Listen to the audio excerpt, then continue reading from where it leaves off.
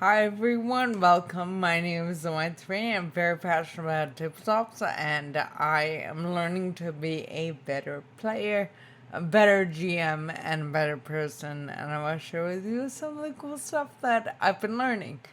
Today I want to talk about first time or new GMs. Two first time and new GMs, ideally. If you are gearing up to run your first game or just getting your feet wet, this is for you. I want to share with you a couple of things that I have learned about GMing, so let's get started. First thing, if you're a new GM, just for the love of God, just give yourself some grace. You're supposed to be having fun. You're not supposed to be perfect. You're supposed to be learning. You're supposed to be experimenting. You're supposed to be forgetting rules. This is your indie album debut era. That's what this is. I'm kind of kidding because that's really the crux of what we're talking about. So if one of the two of you are still here, let's get into the real stuff. Talking through the shit that I really wish I had internalized when I had started GMing, or even now because I still struggle with parts of it. Specifically, what being a good GM means. First of all, there's no perfect system. There's only whatever system you guys have all decided to play, and some nights it stutters, some nights it soars, most nights it's kind of just fine. So don't worry about picking wrong because they'll kind of all behave more or less the same way once you actually get them to the table. The best system isn't the one with the most balanced mechanics or the best production or the fanciest hardcover.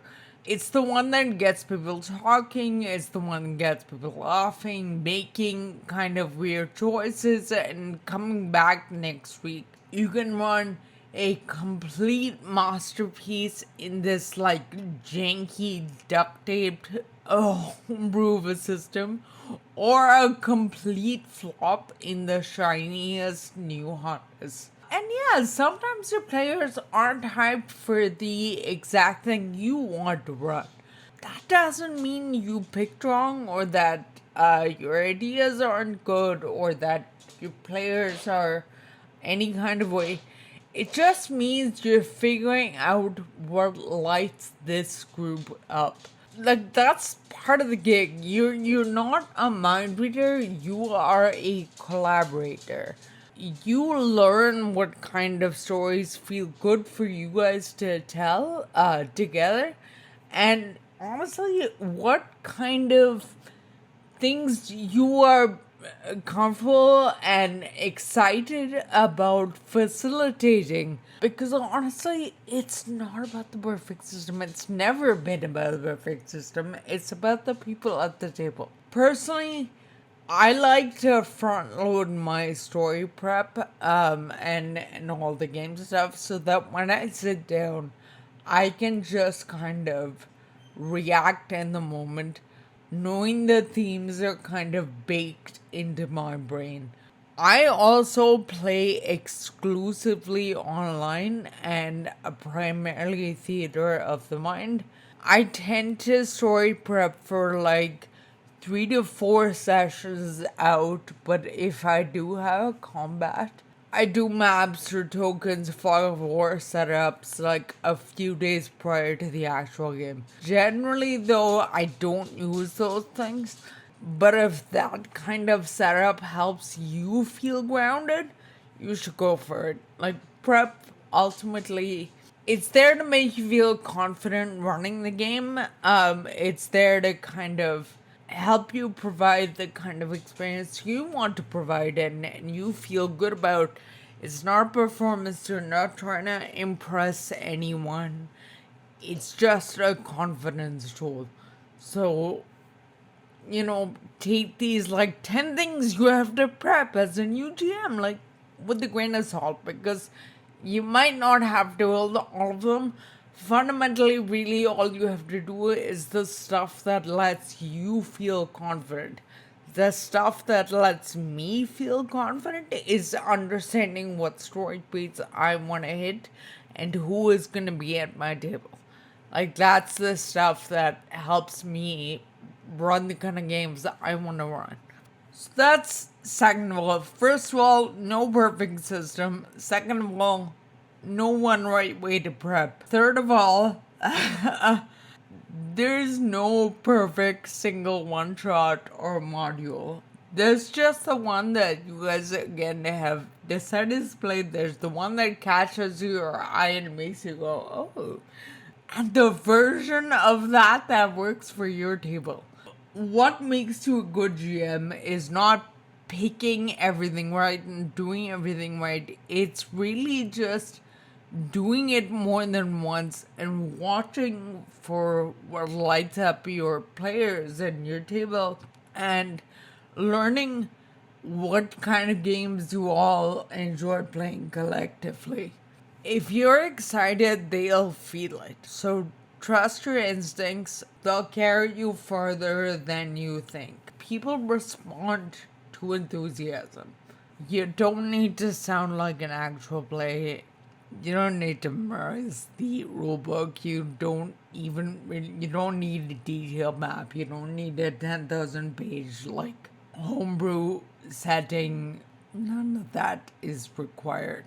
What you do need is a willingness to try. Like, that's really all. You have to be willing to come back and you have to be willing to try. That's really all you need. It's super easy to forget, but you are at a table full of people who are kind of rooting for this to go well. And in a roundabout way, rooting for you. Even if it's only because they want the night to be a good time, still counts. These people are in your corner. And yeah, maybe your first session goes off the rails. Maybe your beautiful color-coded notes stay tragically unused. Maybe you panicked and asked for an inside check just to buy some time. Congratulations, navigating all that stuff at least once means that you are a real GM now. Welcome to our secret society. We are all underslept, we're super hot, we are all incredibly interesting, and we have mild god complexes, and we definitely don't tie our entire self-worth into how a session went. Okay, so the joke's over, but the heart of it isn't. And the question really is, what keeps you coming back to the GM chair? Start there. Start with what's fun and figure out what fun looks like for you. For me, it's watching my players get invested, whether that's through like a messy redemption arc or some technically feasible plan involving drones and bees, or them trying to figure out what's like a dream and what's real. I love the challenge of finding out what lights them up and trying to build that stuff into the story, or opportunities for that kind of play in the story, in the game. Your fun might be totally different. It could be like hardship mechanics. It could be rules that define abilities clearly. Wild improv. Sprawling lordoms, or just nailing of an NPC voice that makes your table lose their minds. Find the thing that sparks joy for you and just chase it. Probably not gonna be just one thing. There might be various things that kind of sing to you, and it probably evolves over time, given what you are exposed to and how you're exposed to it. A couple of weeks ago, I was super obsessed with Delta Green home scenes, so I was really kind of doing a deep dive into like how to make those sing and the mechanics related to them and that kind of thing. Right now, I'm obsessed with campaign frames. So that's really my point. Let yourself be inspired and carried away a little. And like the idea is not to fake it, it's to find stuff that genuinely makes you excited. Because I mean, at the end of the day, none of this is about the system or the rules. It's about your presence at the table, the people at the table. D&D won't be around forever. This current wave of TTRPG buzz will not be around forever either. So, shining rule books and like system mastery are not like the tools to make you a good GM. Being at the table and paying attention to the people around the table was kind of important, and so ultimately what will stick is your style. What's your joy? Reading all the supplements, memorizing spells, trying to make APs, that's all great and, aspirational, but it's not what makes you good. What makes you good is clocking when someone's been quiet too long and sort of gently drawing them in without putting them on the spot. It's seeing, when a player throws out like a wild plan and kind of looks at you like, bet you didn't see that coming, and you just kind of grin and go, nope, but let's see how fucked up this gets. And so you don't need prestige and perfection, you just need to show up with curiosity. Especially if you are a first time or a new GM, please don't wait to know everything. You never will.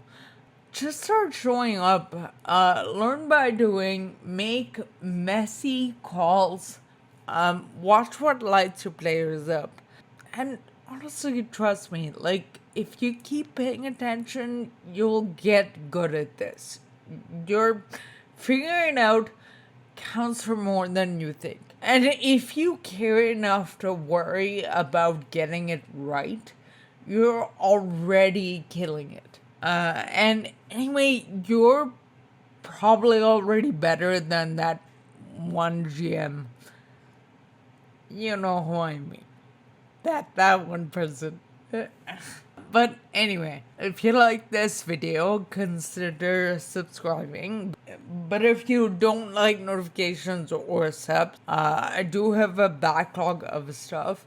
I also have an audio-only podcast format and a written blog format, if that's better for folks, like from an app accessibility perspective.